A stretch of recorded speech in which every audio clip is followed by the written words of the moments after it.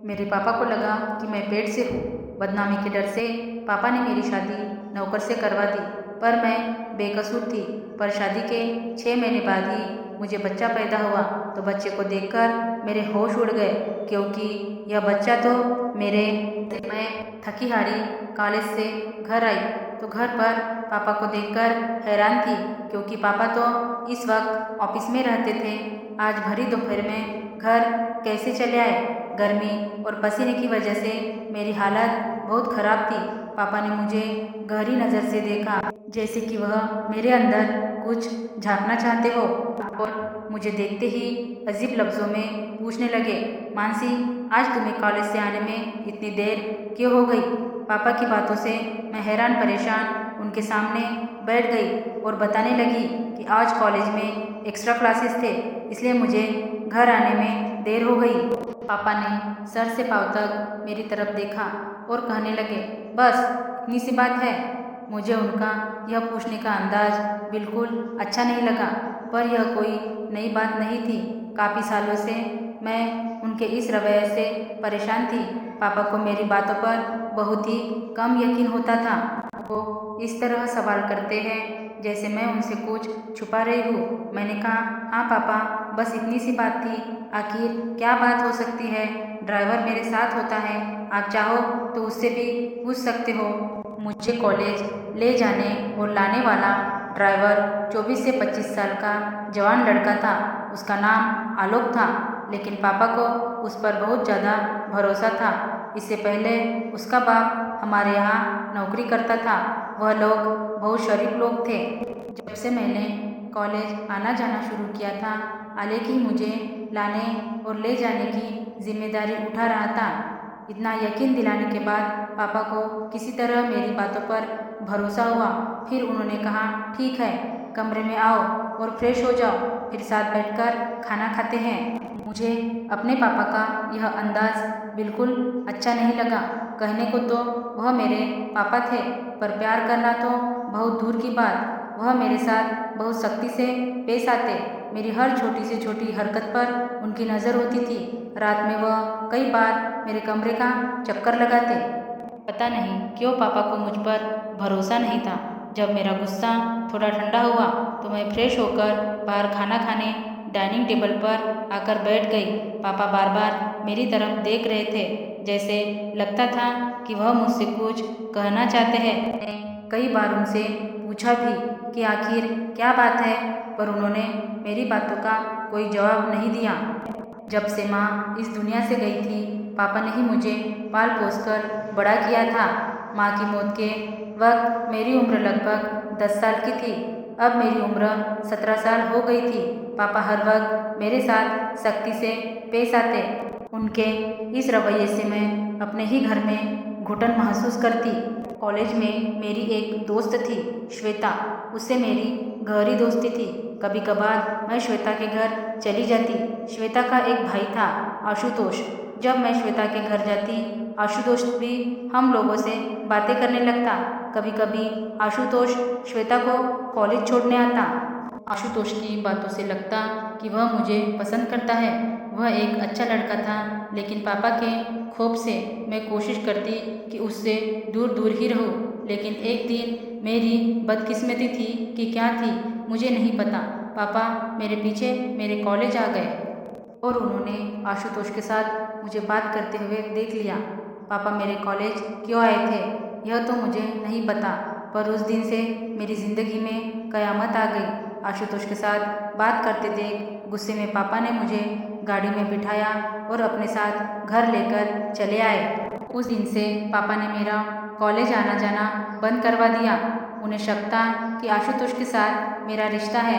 मैंने पापा को लाख समझाने की कोशिश की, पर पापा ने मेरी एक न सुनी और गुस्से में मुझसे कहने लगे कि अपनी इज्जत को दांव पर लगते नहीं देख सकता। तुमने मेरे भरोसे को तोड़ा है।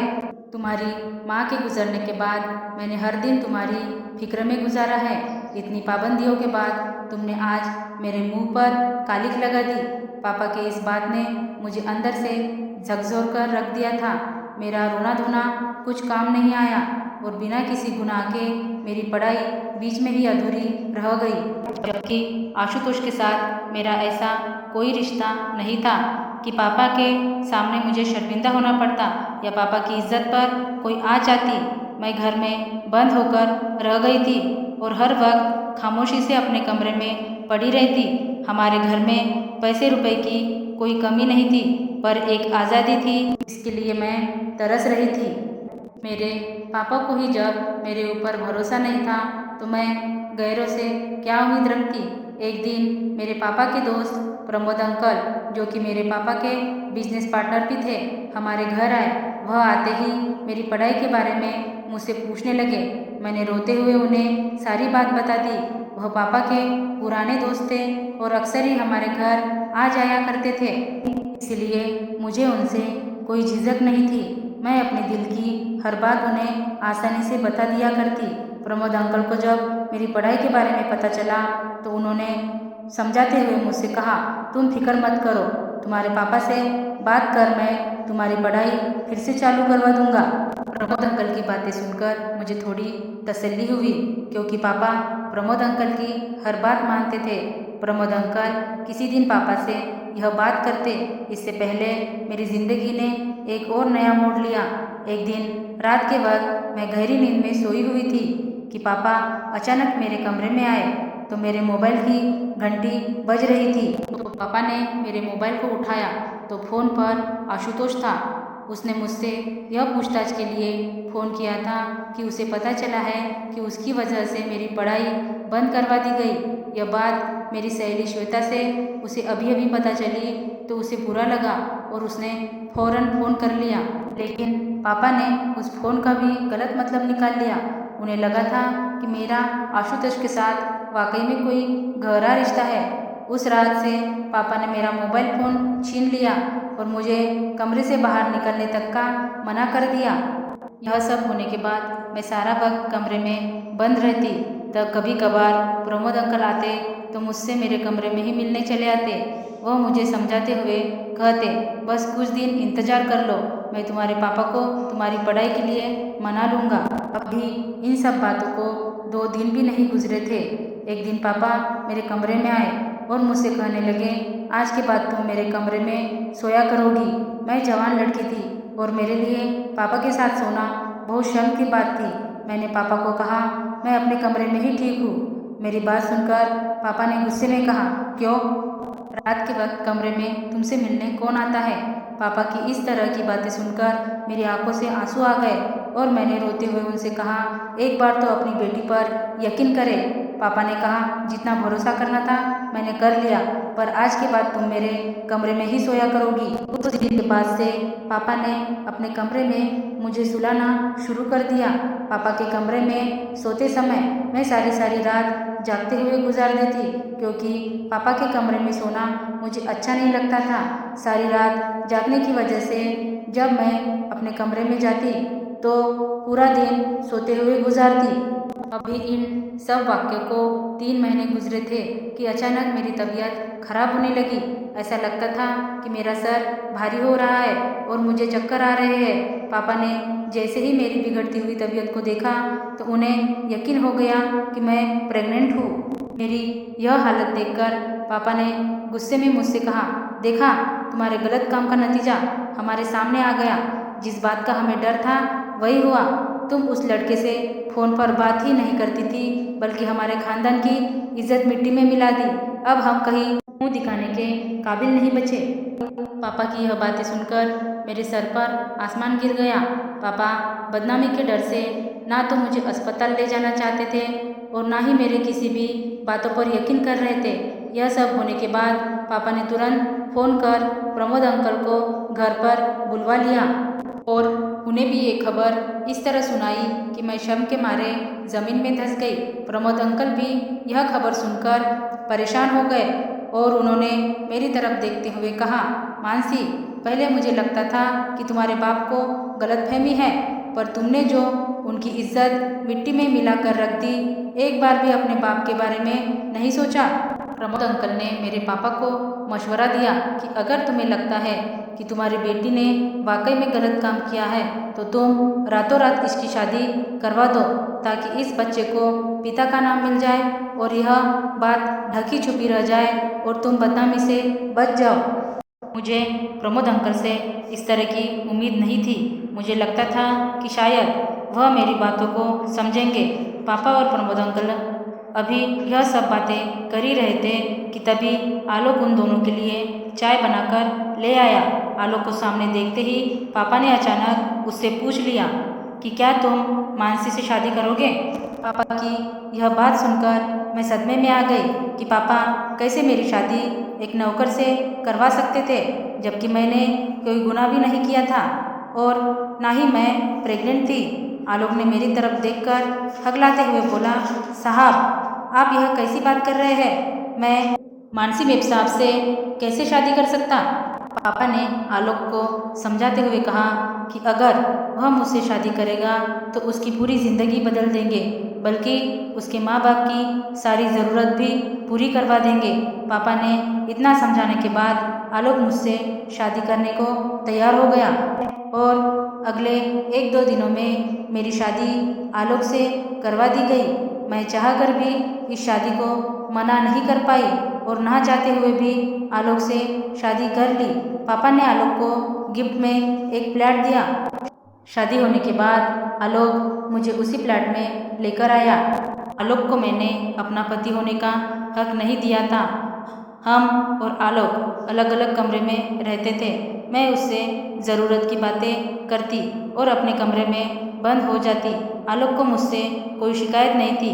वह हर वक्त मुझे खुश रखने की कोशिश में लगा रहता। हमारे शादी को 2 महीने गुजरे कि धीरे धीरे करके मेरी तबीयत खराब होने लगी और मेरा पेट बढ़ने लगा कि मैं पेट से हूँ, लेकिन मुझे अभी तक यकीन नहीं था कि मैं प्रेग्नेंट हूँ, क्योंकि मेरी नज़र में तो मैंने कुछ गलत काम किया ही नहीं था, तो मैं प्रेग्नेंट कैसे हो जाऊँगी।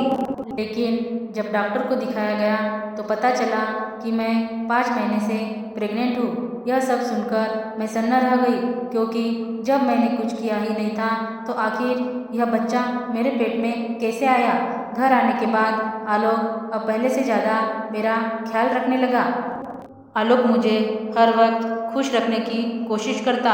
उसका इस तरह प्यार देखकर शायद धीरे धीरे मुझे उससे प्यार हो गया था, क्योंकि पहली बार मैंने अपनी ज़िंदगी में ऐसे शख्स को देखा था जो मेरी हर बात मानता और बिना किसी स्वार्थ के मेरे आगे पीछे लगा रहता। आलोक ने कभी भी मेरे पेट में पल रहे बच्चे के बारे में मुझसे कोई सवाल नहीं किया था।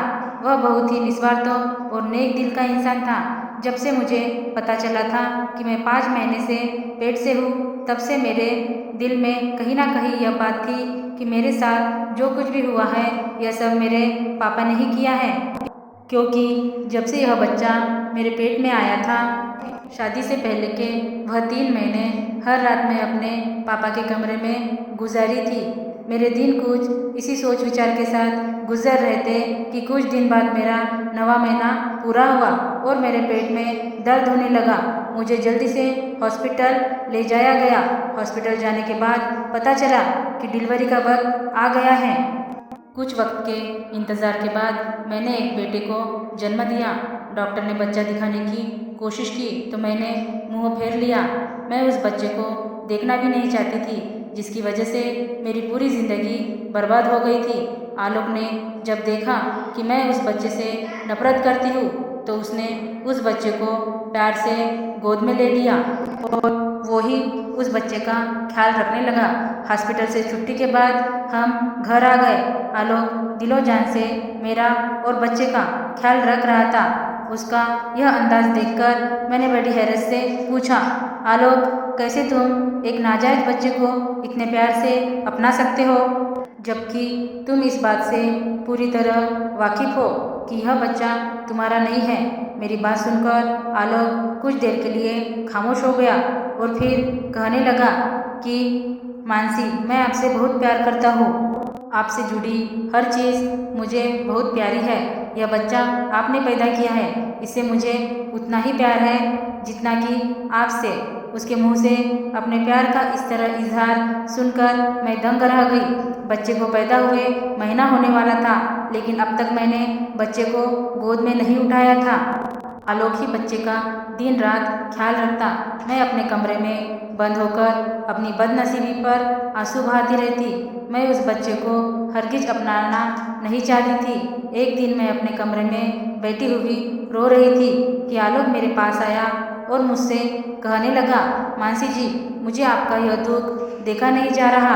क्या आपको जानना है कि यह बच्चा किसका है? उसके मुंह से यह बात सुनकर मैंने हैरत भरे अंदाज में कहा, हाँ, मुझे जानना है, मुझे जल्दी बताओ। आलोक ने कहा, मैं आपको सब कुछ बताऊंगा, पर इसके लिए आपको मुझसे एक वादा करना होगा। मैंने कहा, क्या? यही कि यह सच्चाई जानने के बाद आप इस बात को अपने दिल में दफन कर लेंगी और किसी को नहीं बताएगी, क्योंकि यह बात किसी को पता चली कि बच्चा किसका है तो हमारे बच्चे के भविष्य पर बहुत बुरा असर पड़ेगा। और इसमें इस मासूम का क्या कसूर? मुझे किसी भी हालत में सच्चाई जाननी थी, इसलिए मैंने आलोक से वादा किया, ठीक है, जैसा तुम कहते हो मैं वैसा ही करूँगी। पर आलोक के मुंह से सच्चाई जानने के बाद मेरे पैरों तले से जमीन खिसक गई, क्योंकि इस बच्चे का बाप वह इंसान था जिस पर मैं खुद से भी ज़्यादा भरोसा करती थी। मेरे बच्चे के पिता प्रमोद अंकल थे और प्रमोद अंकल यह सब मेरे साथ मेरे पापा की प्रॉपर्टी हड़पने के लिए किए थे। प्रमोद अंकल शुरू से ही मेरे पापा को मेरे प्रति भटकाते थे, इसलिए मेरे पापा मेरे ऊपर भरोसा नहीं करते थे। आलोक ने बताया कि एक दिन प्रमोद घर पर आया तो आलोक के सिवा घर पर कोई नहीं था।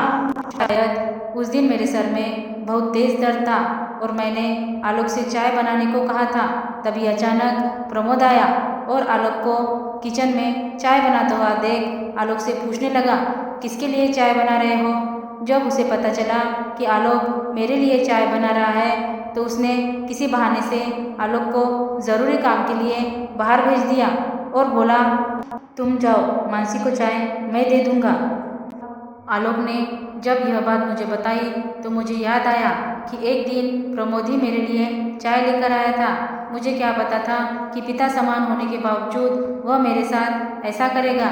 मैंने बेझिझक उसके हाथ से चाय लेकर पी ली थी और चाय पीते ही मुझे नींद आ गई थी। नींद नहीं बल्कि मैं बेहोश हो गई थी। आलोक ने बताया कि उसे पता नहीं क्यों कुछ अनहोनी होने का अंदेशा हो गया था, इसीलिए काम निपटाकर जल्दी घर आया। पर जब तक मैं आया तब तक प्रमोद काम कर चुका था और आपके कमरे से निकलते हुए अपने शर्ट की बटनें बंद करता हुआ अपने घर चला गया।